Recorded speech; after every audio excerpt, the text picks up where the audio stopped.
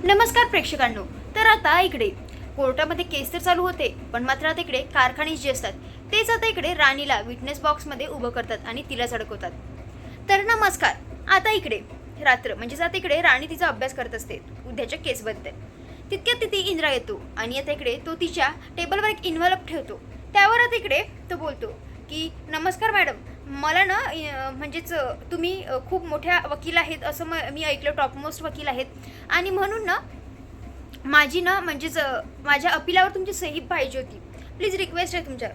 आता इकडे त्यावर राणी बोलते, एक मिनटं, पण तुम्हाला कोणी पाठवलं? आता इकडे यांचं नाटक चालू होतं. त्यावर आता इकडे तो बोलतो की मला इंद्रजित महाडिकांनी पाठवले. तर असं म्हटल्याबरोबर इकडे ती बोलते, आता आलेत ना वेळेवर म्हणजेच लाईनवर.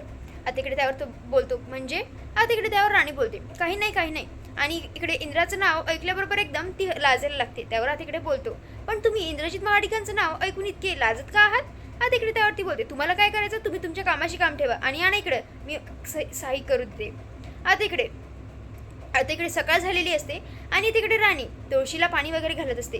ती प्रार्थना करत असते की आजची पहिली केस चांगली होऊ दे, म्हणून सुरुवात चांगली होऊ दे, अशी सगळं काही ती प्रार्थना करत असते. तितक्यातच तिथे इंद्रा येतो आणि तिकडे परत तिची खेचायला लागतो. आता हे पण इकडे तो बोलतो की काय झालंय? आता इकडे यांचं असंच भांडण चालू असतं मजाकीत. तितक्यात आता इकडे आबा येतात. आता हे पण इकडे ते बोलतात, काय चाललंय तुमचं? त्यावर आता इकडे इंद्रा बोलतो, बघा की आबा, तुमची सून मला म्हणजेच माझी मजाक उडवते. त्यावर आता इकडे ते बोलतात, बरंच आहे की.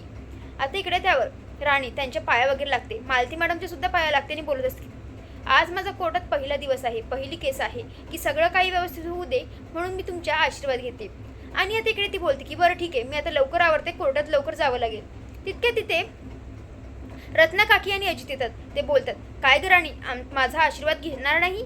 आठवलं का तुला, तू या घरात जेव्हा पहिल्यांदा नवीन आली होतीस तेव्हा तुम्हाला आई मानलं होतं? त्यावर ती बोलते, अहो मी तुम्हाला कसं विसरेल बरं आई. आणि आता इकडे ती त्यांच्या पाया वगैरे लागत असते. इकडे अजित बोलतो की वहिनी, तुम्हाला जरी वाटत असेल की आम्ही तुमच्या अपोजिट असेल, पण आम्ही नेहमी तुमच्यासोबत राहू. आम्ही जरी त्या घरात राहतोय ना तरी आम्हाला तुमची साथ द्यायची आहे. आणि ते इकडे तो असं सगळं बोलत असतो. त्यावरती बोलते की अजित दादा, मला चांगलंच माहिती आहे की तुम्ही आमच्या सोबत आहेत आणि आम्हाला सुद्धा तुम्ही आमच्या सोबत हवेत. आणि तिकडे त्यावर ते बोलतात की तुम्हाला जर काही मदत लागली तर आम्हाला हक्काने सांगा. आता इकडे ती तिच्या तयारीला जाते. आता इकडे ती तयारी करत असते. तिला काही साडीची पिन लावता येत नसते कारण ती मागच्या साईडनी असते. तितक्यात इंद्रा येतो आणि तिची मदत करत असतो. त्यावर तिकडे तिला आश्चर्यच वाटतं. आता इकडे इंद्रा तिला म्हणजेच कोट वगैरे घालून देतो, तिला टाय वगैरे लावून देतो. आता इकडे हे सगळं बघून तिला खूप छान वाटत असतं. त्यावर ती बोलते, सर खरंच फायनली तो दिवस आलाच.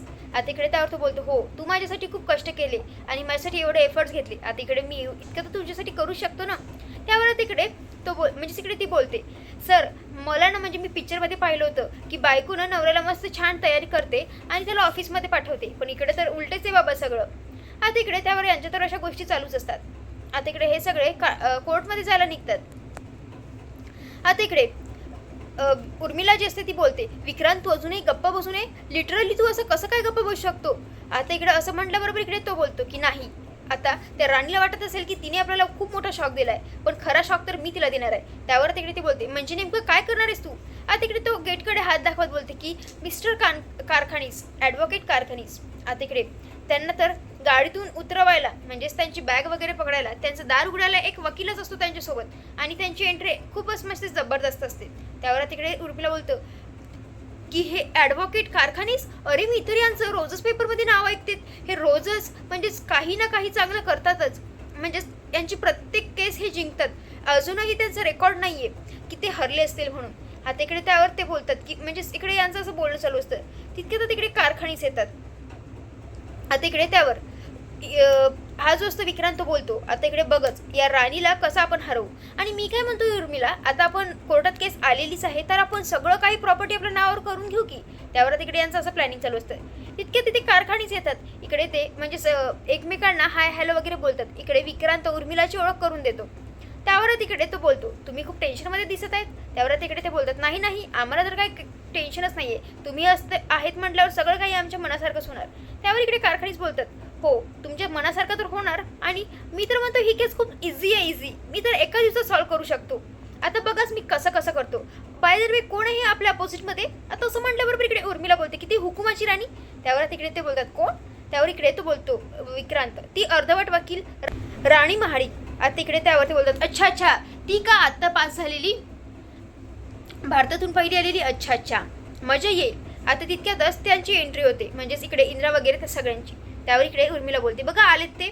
आता इकडे त्यावर राणी मागून येते आणि त्यांना नमस्कार वगैरे करते, बोलत असते की सर तुमचा खूप अनुभव आहे, तुमचं खूप नाव ऐकलं, तुम्ही सगळ्यांच्या इन्स्पिरेशन आहात, खरंच मला खूप काही शिकायला मिळणार आहे तुमच्याबद्दल. आता इकडे त्यावर ते बोलतात की तुम्हाला अनुभवायला मिळेल. त्यावर इकडे ती बोलते, हो बरोबर आहे तुमचं. आणि आता इकडे त्यावर ती बोलते की खरंच आज माझी पहिली केस तुमच्यासोबत आहे, मला खूप छान वाटते. त्यावर इकडे ते बोलतात की माझ्यासोबत नाही, अगेन्स्टमध्ये. त्यावर तिकडे ती बोलते की हो आता बघूयाच कोर्टात काय होतंय ते. कारण तिकडे ते बोलत असतात की तुला तर माझं हिस्ट्री माहीतच असेल, मी एकही केस आजपर्यंत हरलेलो नाही. त्यावर आता इकडे ती बोलते की हो सर, पण हिस्ट्री कधीही बदलत असते, कधीही नवीन येते, कधीही जुनी होते, त्याला काय असतं, आता कोर्टात बघूयाच की. त्यावर आता इकडे ती तिथून चालली जाते. त्यावर आता इकडे तो बोलतो की खरंच हे जे आजकालचे पोरं आहेत ना, नवीन 4 काय पुस्तकं वाचले त्यांना ओव्हर कॉन्फिडन्स येतो, यांचा हा जो शहाणपणा आहे ना तो उतरवायला मजा येईल. आणि तिकडे तो बोलतो की यांना हरवला, काय म्हटलं तुम्ही, काहीतरी हुकुमाची राणी, तिला हरवण्यात खरंच खूप मजा येईल, हिचा माज उतरवण्यात सुद्धा. आता तिकडे ते अशी भाषा वापरत असतात. आता तिकडे राणी कोर्टामध्ये पहिली पाऊल टाकल्याबरोबर तिला भीती वाटत असते. सगळं काही, जज साहेबांची खुर्ची, तिथले लोक, सगळं काही बघून तिकडे तिला खूप मनात म्हणजेच तिच्या धाकधूक होत असते, मनामध्ये कसं तरी होत असतं तिला, म्हणजे वाटत नसते की हे सगळं खरं असेल, पण तिला भीती तितकीच वाटत असते. आता इकडे ती समोर जाते, तिथे बाजूने कारखानीसांना बघून तिकडे ती त्यांच्याकडे बघत विचार करते की कारखानी साहेबांना खूप मोठा अनुभव आहे आणि मी त्यांच्यासमोर टिकू शकेल का, मी ही केस लढू शकेल का. आता इकडे तिला खूप डाऊट येत असतो आणि तिला भीतीसुद्धा वाटत असते, तिच्या हृदयातले ठोके वाजत असतात. आणि आता इकडे आबा तिच्या खांद्यावर हात ठेवतात आणि तिला धीर देत असतात. आता हे पाहून इकडे ती कशी बशी कोर्टात म्हणजे केस लढण्यासाठी आता इकडे समोर येऊन बसते. इकडे जज साहेब येतात आणि आता इकडे ते बोलतात की केस सुरू करा. त्यावर आता इकडे तिकडे ती बघते राणी आणि आता एकदम ती समोर जाऊन उभी राहते. आता इकडे तिला बोलणंही होत नसतं, तिचा आवाज अडकत असतो, तिचा आवाज स्पष्ट येत नसतो. इकडे कारखानी साहेबांना इकडे हे सगळं मजाच वाटत असतं. विक्रांत तर आणि उर्मिला दोघंही खूप खुश असतात. आता इकडे त्यावर मालती बोलते, खरंच आपण जिंकू न केस. त्यावर इकडे आबा बोलतात की हो आपण तिच्यावर विश्वास ठेवू. आणि आता इकडे मालतीला गप्प करतात. आता इकडे ती बोलत असते की जज साहेब मी राणी आणि ते माझी असेल त्यांना फसवण्यात आले. आता इकडे त्यावर जज साहेब बोलतात की कोण असेल, काय आहे, मला व्यवस्थित स्पष्टपणे सांगा काय बोलायचं ते. इकडे कारखानीस उभे राहतात, पाण्याचा ग्लास घेतात आणि बोलतात की जज साहेब आज राणी महाडिकांचा पहिला दिवस आहे ना, म्हणून जर त्यांना म्हणजेच भीती वाटत असेल, घाबरत असेल त्या, थांबा जरा. आणि तिकडे तो म्हणजेच कारखानीस तिला पाणी वगैरे देतात. आता एकदम ती गटगट पाणी पिते आणि एकदम ते बोलतात की नाही मी ठेवते, फॉर्मॅलिटी नको. आणि तिकडे ते एकदम बोलत असतात की आता ठीक आहात ना. त्यावर तिकडे ती बोलते, पण आता इकडे राणीला अजूनही म्हणजेच काहीच स्पष्टपणे बोलता येत नसतं, तिला खूप भीती वाटत असते, तिचे एकदम हार्टबीट वाढत असतात. आता इकडे इंद्राला वगैरे सुद्धा भीती वाटत असते की राणी कसं काही हे सगळं करू शकेल. तर आता प्रेक्षकांनो हा तर भाग इथे संपतो. पण आता इकडे मिस्टर कारखानी जे असतात ॲडव्होकेट, त्या तिकडे राणीलाच विटनेस बॉक्समध्ये उभं करतात आणि आता इकडे तिलाच उलट तपासणी करतात. आता इकडे त्यावर ते बोलतात की जज साहेब हीच राणी, हिनेच इंद्रजित महाडिकांना फसवून त्यांच्याशी लग्न केले, त्यांची प्रॉपर्टी वगैरे बघून कारखानीच असतात ते सगळी काही केस पलटवून टाकतात आणि सगळं काही राणीवरच म्हणजे तिला असं तिकडे उलट तपासणीसाठी तिथे उभं करण्यात आलेलं असतं. आणि हे सगळं बघून इकडे सगळेजण घाबरलेले असतात, ते म्हणजे इंद्रा, मालती, आबा आणि इकडे राणीसुद्धा ती खूप